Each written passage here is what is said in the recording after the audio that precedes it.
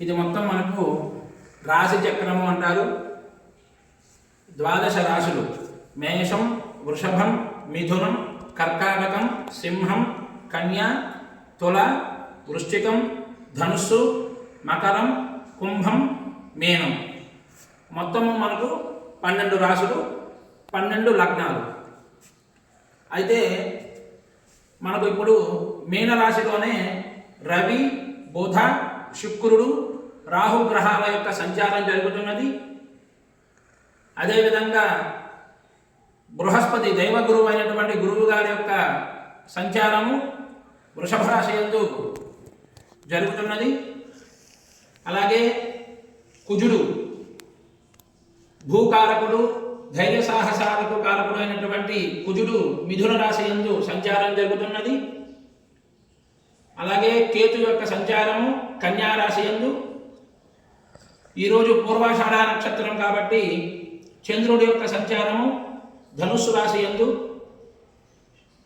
శని భగవానుడి శని గారి యొక్క సంచారము ఈ నెల 29వ తారీఖు వరకు, 29వ తారీఖు రాత్రి 8:28 వరకు కూడా శని భగవానుడి యొక్క సంచారము కుంభరాశిలోనే సంచారం జరుగుతుంది.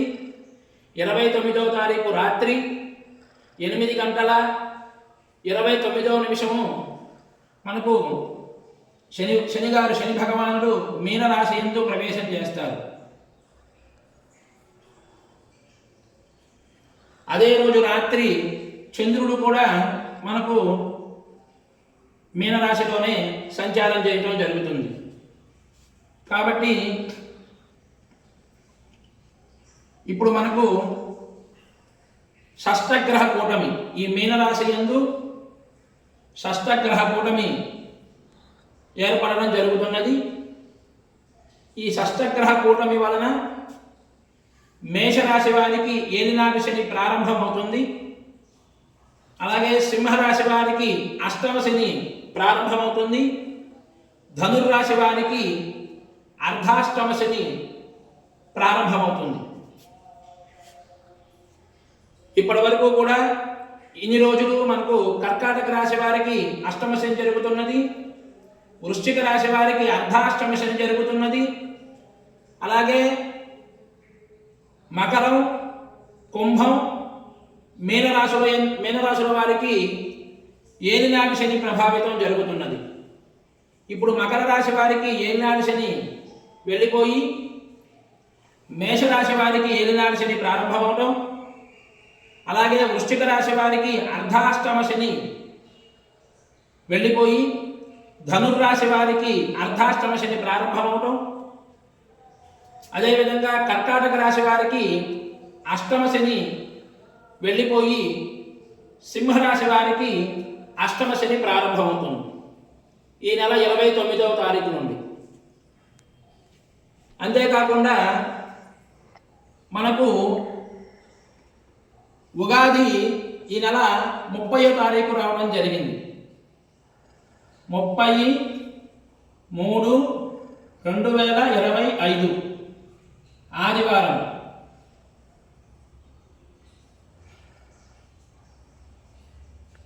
శ్రీ విశ్వావసునామ సంవత్సరం ప్రారంభం. ఉగాది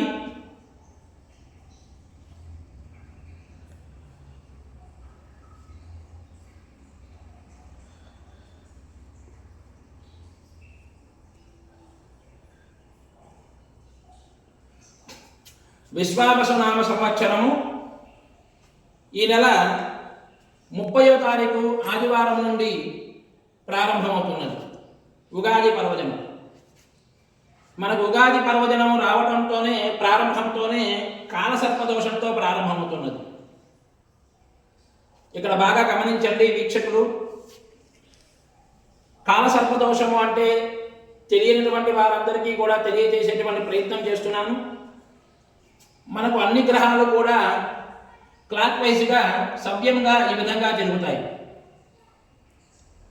ఈ రాహుకేతులు మాత్రము యాంటీ క్లాక్ వైజ్గా అపసవ్యంగా తిరుగుతాయి. ఇక్కడ చూడండి, మనకు మీనరాశిలో రాహు ఉన్నాడు, కన్యా రాశిలో కేతు ఉన్నాడు. ఈ రాహుకేతులు ఎప్పుడు కూడా సమసప్తమ స్థితిలో ఉంటాయి. అంటే రాహువు నుంచి 7వ స్థానంలో కేతువు, కేతువు నుండి 7వ స్థానంలో రాహువు, 7వ రాశి యందు రాహువు ఉండటం జరుగుతుంది. ఈ రాహుకేతువు మధ్యలో అన్ని గ్రహాలను బంధించబడడాన్నే కాలసర్ప దోషము అంటారు. ఈ కాలసర్ప దోషము మనకు ఈ యొక్క విశ్వావసునామ సంవత్సరము ఉగాదితోనే మనకు ప్రారంభమవుతుంది. ఈ కాలసర్ప దోషం ప్రభావితం చేత ప్రకృతిలో కొన్ని మార్పులు జరగడం, అలాగే ప్రజలందరికీ కూడా కొన్ని రాశుల వారికి మాత్రము ఆరోగ్య సమస్యలు, ఆర్థిక సమస్యలు ఇత్యాది సమస్యలు కలగడానికి అవకాశం ఉన్నది. వారు తప్పనిసరిగా ఆ యొక్క శాంతి ప్రక్రియ అనేది జరిపించుకోవడం మంచిది, జరిపించుకోవాలని సూచించడం జరుగుతున్నది. మరి ఏ ఏ రాశుల వారికి బాగుంటుంది, ఏ ఏ రాశుల వారికి బాగోదు అనేటువంటి విషయాన్ని మీకు తెలియపరిచే ప్రయత్నం చేస్తాను. మరి తులారాశి వారికి చాలా బాగుంటుంది. ముందుగా తులారాశి వారికి 1, 2, 3, 4, 5, 6 6వ రాశి యందు శని భగవానుడు అట్లాగే రాహువు సంచారం చేత ఈ తులారాశి వారికి బాగుండేటువంటి అవకాశం ఉన్నది. అలాగే మకర రాశి వారికి మకర రాశి నుండి 3వ రాశి యందు శని, రాహువు, రవి, బుధ, శుక్ర, చంద్రుడు. అంటే చంద్రుడు మళ్ళీ మనకు మారిపోతాడు. ఉగాది తర్వాత మనకు సోమవారం నుండి మళ్ళీ మనకు అశ్విని నక్షత్రం ఎప్పుడైతే వస్తుందో అప్పుడు మేషరాశి యందు చంద్రుడు ప్రవేశించడం జరుగుతుంది. అంటే ఒక 24 గంటలు లేదా 30 గంటలు మాత్రమే మనకు ఈ యొక్క షష్టగ్రహ కూటం అనేది ఏర్పడడం జరుగుతుంది. మనకు ఎప్పుడైతే ఆ యొక్క అశ్విని నక్షత్రము వస్తుందో అంటే ఉగాది మరుసటి రోజున అశ్విని నక్షత్రం రోజు చంద్రుడు వెంటనే మనకు మేషరాశిలోకి ప్రవేశించడం జరుగుతుంది. అప్పుడు ఇక్కడ మనకు మొత్తం 5 గ్రహాలు ఉంటాయి. కాబట్టి ఈ యొక్క మకర రాశి వారికి కూడా 3వ స్థానంలో రాహువు, 3వ స్థానంలో శని ఉండటం చాలా యోగిస్తుంది. అలాగే మిగతా రాశుల వారందరికీ కూడా కొంచెం అనారోగ్య సమస్యలు, ఆర్థిక సమస్యలు కలిగేటువంటి అవకాశం ఉన్నది. మరీ ముఖ్యంగా మేషరాశి వారు ఎవరైతే ఉంటారో అంటే అశ్విని నక్షత్రం 1, 2, 3, 4 పాదాలు, భరణి నక్షత్రం 1, 2, 3, 4 పాదాల వారు, కృత్తికా నక్షత్రం 1వ పాదం వరకు కూడా మరి ఈ యొక్క 9 పాదాల వారు ఎవరైతే ఉంటారో వారు మేషరాశి వారిగా పరిగణించడం జరుగుతుంది. ఈ యొక్క మేషరాశి వారికి ఏలినాటి శని ప్రభావితం చేత ఆరోగ్య సమస్యలు, ఆర్థిక సమస్యలు, కుటుంబంలో చికాకులు ఇత్యాది ఫలితాలు కలగడానికి అవకాశం ఉన్నది. అలాగే ధనుర్రాశి వారికి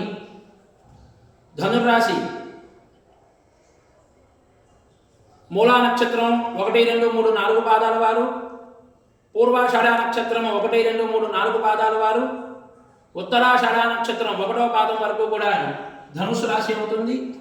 ఈ ధనుస్సు రాశి వారికి కూడా అర్ధాష్టమ శని జరగడం చేత వాహన ప్రమాదాలు, అలాగే గృహ మార్పులు, చేసేటువంటి వృత్తిలో మార్పులు, ఉద్యోగంలో మార్పులు చేర్పులు జరగడం ఇత్యాది ఫలితాలు కలిగేటువంటి అవకాశం ఉన్నది. అలాగే సింహరాశి వారికి అష్టమ శని జరగడం చేత సింహరాశి అంటే పుబ్బా నక్షత్రం 1, 2, 3, 4 పాదాలు, ఉత్తరా నక్షత్రం 1వ పాదము సింహరాశి వారి కింద పరిగణించబడతారు. ఈ సింహరాశి వారికి కూడా మరి అష్టమ శని జరుగుతున్నది. కాబట్టి మఖా నక్షత్రం 1, 2, 3, 4 పాదాలు, పొబ్బా నక్షత్రం 1, 2, 3, 4 పాదాలు, ఉత్తరా నక్షత్రం 1వ పాదం, మొత్తం ఈ 9 పాదాల వారందరినీ కూడా సింహరాశి వారిగా పరిగణించడం జరుగుతుంది. ఈ సింహరాశి వారికి అష్టమ శని ప్రారంభం అవడం చేత ఆరోగ్య సమస్యలు, మరీ ముఖ్యంగా ఆరోగ్య సమస్యలు, అలాగే కుటుంబంలో అనేక రకాల చికాకులు, ఆర్థిక ఇబ్బందులు, ఇటువంటి ఫలితాలు కలిగేటువంటి అవకాశం అయితే ఉన్నది. కాబట్టి మేషాది మీనరాశుల వారందరూ కూడా తప్పనిసరిగా దైవారాధన చేయాలని సూచిస్తూ ప్రతి ఒక్కరూ కూడా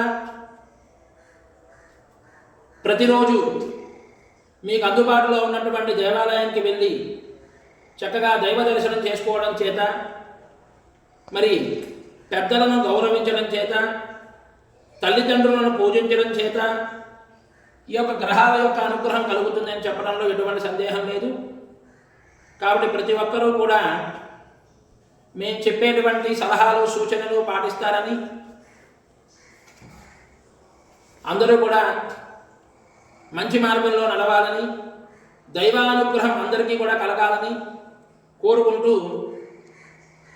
మరి రాబోతున్నటువంటి విశ్వావసునామ సంవత్సరం ఉగాది పర్వదినానికి ముందుగా శుభాకాంక్షలు తెలియపరుస్తూ, విశ్వావసునామ సంవత్సరం ఉగాది నుండి లోక కళ్యాణం కొరకు ప్రజలందరూ కూడా సుభిక్షంగా సుఖ సంతోషాలతో ఉండాలని, ఈ క్రోధినామ సంవత్సరం చివరి రోజు అయినటువంటి శనివారం రోజు అనగా 29వ తారీఖు 29/3/2025 శనివారం రోజు శని అమావాస్య, శని భగవానుడి నక్షత్రమైనటువంటి ఉత్తరాభాద్ర నక్షత్రం పర్వదినం రోజున నవలూరు గోలివారితో శివాలయం నందు మరి భక్తులతో సామూహికంగా శని భగవానుడికి తైలాభిషేకం జరిపించుట, అలాగే శని భగవానుడి పాశుపత హోమము, కాలభైరవ హోమము, రుద్రహోమము, సుదర్శన హోమము, పుష్యమీ నక్షత్రము, అనురాధ నక్షత్రము, ఉత్తరాభాద్ర నక్షత్రముల యొక్క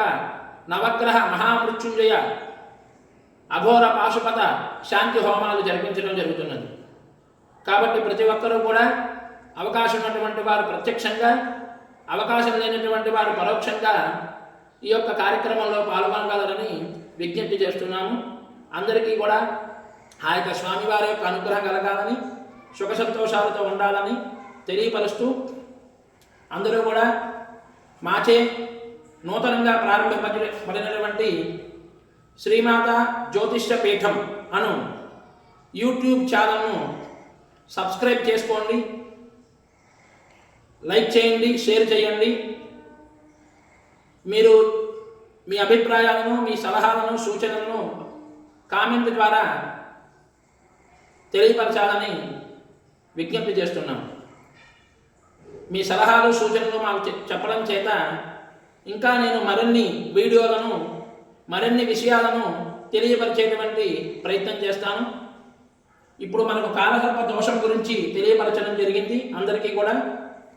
రేపటి రోజున కాలసర్ప యోగం ఎలా ఉంటుంది అనేది క్లుప్తంగా మీకు అందరికీ కూడా తెలియపరిచేటువంటి ప్రయత్నం చేస్తాను. ఓం నమః శివాయ. ఓం శ్రీమాత్రే నమః. మీ వెంపటి హనుమాన్ శాస్త్రి, అమ్మవారి ఉపాసకులు, శ్రీమాతా జ్యోతిష్య పీఠం వ్యవస్థాపకులు. నమస్కారం.